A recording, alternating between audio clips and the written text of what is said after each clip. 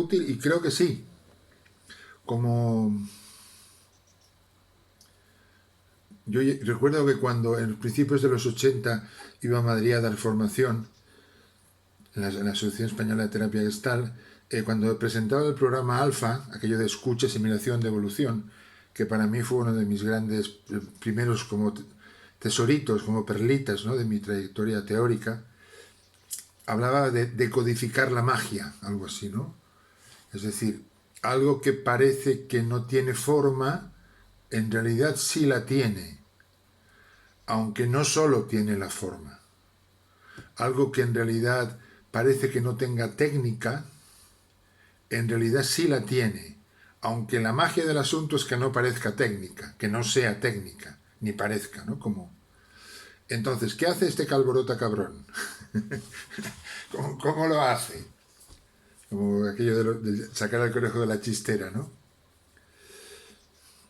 Es un conjunto de varios elementos, yo creo, ¿no? Un primer elemento muy importante tiene que ver con haber transitado desde utilizar la técnica como excusa de la presencia. Recordad, yo soy un 7, entonces mis primeros años yo me veo utilizando mucha parafernalia técnica, aprovechando mi buena cabeza, que en realidad yo veía que era para no estar. Es como si le tuviera un miedo extraño a estar, ¿no? A lo que llamamos presencia. Haberme atrevido a hacer yihad con eso, es decir, haber pasado una temporada de no hacer nada, sosteniendo la angustia que eso provocaba en mí, y también sosteniendo la incomodidad de alumnos y pacientes, ¿no? Y también lo que no era incomodidad, como de repente empezaron a suceder cosas mágicas en el no hacer nada, ¿no?, de mi parte. Y ya desde hace bastante tiempo me siento en la siguiente etapa del proceso, que es hacer nada. Que no, como sabéis, no es lo mismo que no hacer nada, es decir, es hacer nada en particular. Es decir, hacer cualquier cosa, entre comillas, que tampoco es cualquier cosa, es como aquello que digo cuando he escrito, ¿no? Si el Tao te invita a bailar y no bailas, estás pecando. Pero si el Tao te invita a quedarte quieto y no bailar y bailas, también estás pecando, ¿no? Es como poderse conectar con eso que Peirce llamaba autorregulación organísmica, o Naranjo Claudio llamaba espontaneidad, y que en el taoísmo, en ese... eso que decía Claudio, que la Gestalt era un criptotaoísmo, ¿no?, un taoísmo oculto, tiene que ver con seguir el Tao, como fluir.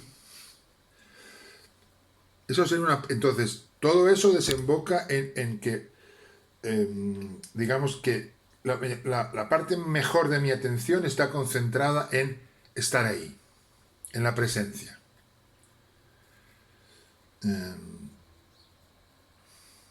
Es decir, si hay algún tipo de esfuerzo, el esfuerzo está en estar ahí lo mejor posible, estar ahí lo máximo posible. ¿Cómo? No perdiendo nunca, no perdiéndome a mí nunca. Ahora explico un poco más, pero ¿cómo? No perdiendo nunca, entre comillas nunca, claro, porque uno se equivoca y mete la pata y hace daño, etcétera, y error. La conciencia de la respiración, fundamentalmente. Yo creo que la conciencia de la respiración es el instrumento más poderoso que yo he conocido nunca. La simple observación de inspiración, expiración, simultaneándola con otra cosa, escuchar al otro, no sé cuántos, la técnica de no sé qué, lo que fuera, pero os cuento todo esto porque os invito a copiarme, como a ser unos albertitos y albertitas, ¿no?, durante este fin de semana, como prueba, esto que explico, ¿no? Entonces, conciencia de la respiración, de tal manera que cuando eso se va profundizando, mi impresión ya de los meses de pandemia que llevamos, ya la tenía un poco antes, porque yo vengo haciendo sesiones online de hace unos cuantos años, pero claro, nunca como ahora, a veces traspasa pantallas. No solo eso, pero también eso. Yo creo que tuvimos un ejemplo el fin de semana pasado de atención en octubre, aquello que ocurrió, evidentemente no solo tenía que ver conmigo, por supuesto, pero también tenía que ver conmigo, con cómo yo me pongo. Y yo es algo que hago como si fuera una especie de ritual que yo hago cada sesión de terapia que hago. O sea, yo al principio de ese famoso minutito que conocéis, quienes habéis hecho sesiones conmigo, y yo, de lo que yo me ocupo es de venir aquí, de catablum, como, y aquí ahora con vosotros a las 10:10, del 12, como. Entonces, son las tres patas de Claudio, el trípode, ¿no? Presencia, conciencia. ¿Conciencia de qué? De 4 cosas. Enfoque simpático, conciencia de carácter, actitud meditativa y transparencia, ¿no? Que son la mesa de 4 patas que yo inventé, digamos, o definí para completar esas 4 y 3 de Claudio, ¿no? El 3 de Claudio, 4 de Rams. Enfoque simpático, ya sabéis, es persiano, es estar en la misma unidad de tiempo y espacio, haciéndote presente a ti y a mí a la vez. ¿Qué me pasa a mí cuando tú, bla, bla, bli, blu, bli, bla?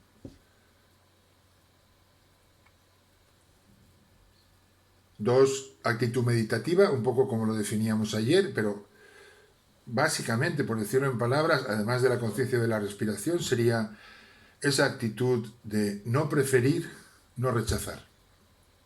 Como una especie de apertura del corazón entendida como no juicio,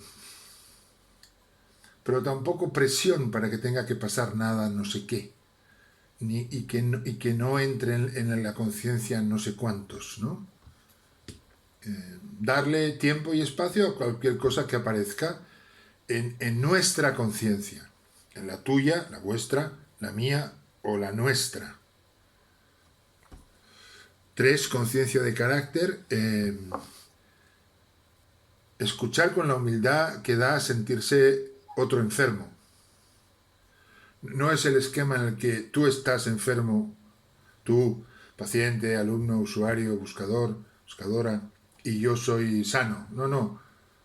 La conciencia de carácter implica que 2 cosas, básicamente. Una actitud humilde que implica mucha empatía, porque yo soy uno como tú, solo que más viejo, digamos, ¿no?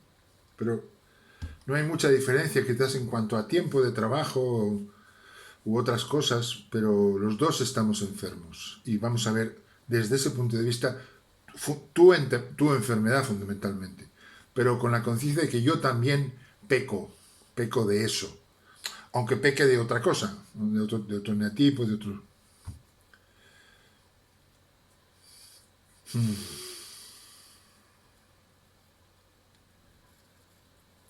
Pararse, esta no está incluida, pero los que tendemos a sobreacelerarnos nos conviene mucho stop, ¿no? Parar, mirar adentro, soltar, olvidar, reconfigurar, dejar que el organismo, que el ser haga reset.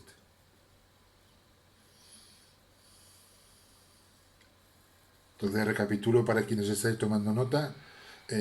Presencia, conciencia, responsabilidad, presencia como el objetivo fundamental, estar aquí, aquello que decía ayer, cuanto más y mejor yo, tú, estamos aquí, más espiritualmente estamos. Desde el punto de vista de la inmanencia, no tanto de la trascendencia. Es como hay 2 puertas, la puerta arriba de la trascendencia, la puerta abajo de la inmanencia. La inmanencia es como estar más aquí. En la medida en que yo, tú, estamos más aquí, estamos más allá. Es un estar aquí, que ya lo hemos visto alguna vez, que marca la diferencia entre el buscador, el neurótico, el psicótico y el chamán, ¿no? Si hay mundo A y mundo B, como hay esa terminología ya la conocéis. El neurótico es el que tiene tanto miedo que no sabe ir al mundo B. Es un normótico, está enfermo de norma, enfermo de no atreverse a sacar la parte más loca de sí misma. El psicótico es el que va y como pulgarcito no ha puesto las miguitas de pan, no se las han comido los pájaros, y va y no sabe volver. El chamán es el buen terapeuta es el que sabe ir y volver. Y el buscador es el que sabe vivir en los dos mundos a la vez, A y B, en estéreo. Todo tiene un doble sentido, y ese doble sentido, la percepción simultánea de ese doble sentido, lo banal y lo sagrado, mundo A, mundo B, lo visible y lo invisible, no me angustia. O no me angustia tanto que tenga que cortar tenga que irme de ahí, tenga que cortar la conciencia. Esa sería la diferencia entre buscador, chamán terapeuta, psicótico loco que no va pero no vuelve, neurótico que no va. Entonces, la segunda cosa importante en esa conciencia de carácter es que yo, el terapeuta, tú, nunca estamos a salvo del ego. Yo lo explico con un dicho que encontré en el 96, creo que era, en una biblioteca de la Alhambra de Granada, donde pasé casi un día entero, en un libro sobre la arqueología árabe, el manejo árabe del agua. Y había un dicho que decía: todo lo que existe duerme, excepto el resentimiento y el agua. Me pareció, bueno, de una luz impresionante, ¿no? Sabemos que el resentimiento no duerme, es decir, que está ahí tocando los ovarios o los huevos hasta que dejas de estar, pero tampoco... y el ego, yo añadiría, todo lo que existe duerme excepto el resentimiento, el agua y el ego. Es decir, el ego, como el agua en arquitectura, va a aprovechar cualquier poro, cualquier grieta para colarse en la escena. Y conciencia de carácter también significa que si yo dejo de estar atento, quien va a estar aquí va a ser mi ego y te va a hacer daño. Y eso a mí me va a doler. Voy a sentir culpa de la buena, quiero decir. O, bueno, voy a pudrir mi karma, voy a ensuciar mi karma, ¿no? Porque quien vive haciendo daño va ensuciando el karma, ¿no? Y responsabilidad, entendida por último como capacidad de respuesta, sería lo que ocurre cuando vas teniendo muchas tablas, mucha experiencia, y es que sabes que, digamos, tú estás aquí, pero aquí detrás hay una mochila que haces así y sacas esta técnica, haces así y sacas la otra técnica sin pretenderlo. Es decir, cuando tienes suficiente experiencia, pero no solamente ya la mía, la de varios al menos y varias de vosotras, yo lo explico con la metáfora de sentir que yo tengo un arsenal técnico del tamaño de un hipermercado, como al campo, ¿no? Yo soy al campo gestáltico o al campo terapéutico, es decir, no hace falta que me esfuerce en pensar qué técnica voy a utilizar, solo que me suelte la técnica aparece. ¿Qué va a ser intervenir, no intervenir, proponer esto, proponer aquello, callar, hacer que se intercambie el grupo, pausar, sentir que falta cuerpo, invitar a Laura a entrar, poner tal música? Es como ir aderezando la ensalada con las diferentes cosas. Entonces, ¿cuál es ¿qué es lo que el cabrón este del Calborota hace? Es olvidarse de todo eso. Es decir, todo es olvidarme de todo eso que os acabo de contar y volver al principio, que es estar aquí.